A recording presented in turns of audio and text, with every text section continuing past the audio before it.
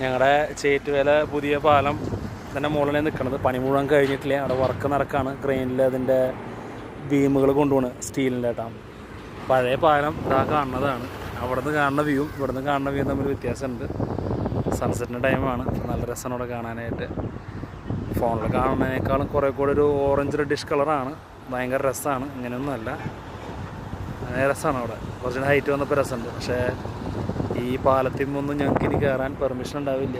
ഹൈവേയുടെ വർക്ക് കഴിഞ്ഞ് കഴിഞ്ഞാൽ പിന്നെ ശരിയാ. അപ്പോൾ ഇപ്പോഴേ കയറാൻ പറ്റുള്ളൂ. കഴിഞ്ഞ ദിവസം നോക്കിയപ്പോൾ ഈ പാലത്തിൻ്റെ മുകളിൽ നമുക്ക് വല വീശണവർക്കും ചൂണ്ടക്കാർക്കും നിൽക്കാൻ സ്ഥലം ഉണ്ടാവും എന്നുള്ളൊരു പേടി ഉണ്ടായിരുന്നു. ഒരു സ്ഥലം ഇട്ടിട്ടുണ്ട്. ആ കാണുന്നത് ഡിവൈഡർ. അതിൻ്റെ അപ്പുറത്തേക്ക് ഇപ്പുറത്ത് ഈ കാണുന്ന കമ്പി വെച്ചിട്ടുള്ളത് ഇത് ഒരു ആൾക്ക് നടന്നു പോകാം. അത്യാവശ്യം ഒരു ബൈക്കൊക്കെ ഓടിച്ച് പോകാനുള്ളൊരു സ്ഥലം ഇട്ടിട്ടുണ്ട്. പക്ഷെ ബൈക്കൊന്നും കയറ്റില്ല. മറ്റെന്തെങ്കിലും പർപ്പസിനാണോ ഇത് ചെയ്തിട്ടില്ലെന്ന് എനിക്കറിയില്ല.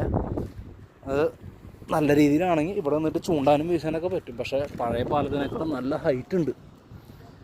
അതാണ് രാജ ഐലൻഡ്. നല്ല വ്യൂ ആയില്ലേ.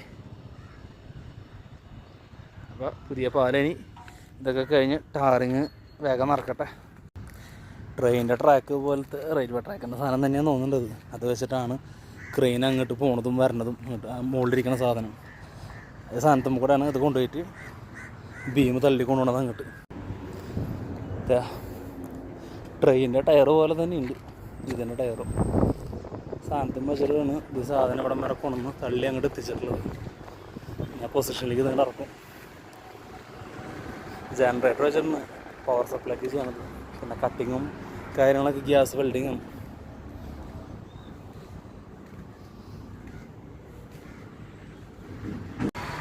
ഇങ്ങനെ ക്രെയിൻ വെച്ച് പൊക്കാനേ പറ്റുള്ളൂ. കാരണം ഇവിടെ പാലത്തിൻ്റെ മുകളിൽ നിർത്തി ട്രാഫിക് കംപ്ലീറ്റ് ബ്ലോക്കാവും. മണിക്കൂറുകൾ എടുക്കും ഇതൊന്നും എടുത്ത് സെറ്റ് ചെയ്ത് വെക്കാനായിട്ട്. അപ്പോൾ നടക്കില്ല.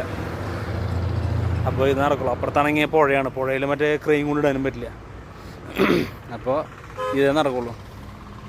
ഇതാണെങ്കിൽ ജോയിൻ്റ് അടിക്കുന്ന നെറ്റ്സൊക്കെ നല്ല വലിയ നെറ്റാണ്. എല്ലാം കഴിഞ്ഞിട്ടത് വെൽഡ് ചെയ്ത് ഉറപ്പിക്കും. അറ്റം വരെയുണ്ട്. അങ്ങനെ കൊളത്തി അങ്ങോട്ട് കൊണ്ടുവരും. എന്നിട്ട് അവിടെ കൊണ്ട് ഇറക്കി വയ്ക്കും. അതിൻ്റെ വെയിറ്റ് ഇടാനുള്ള സാധനം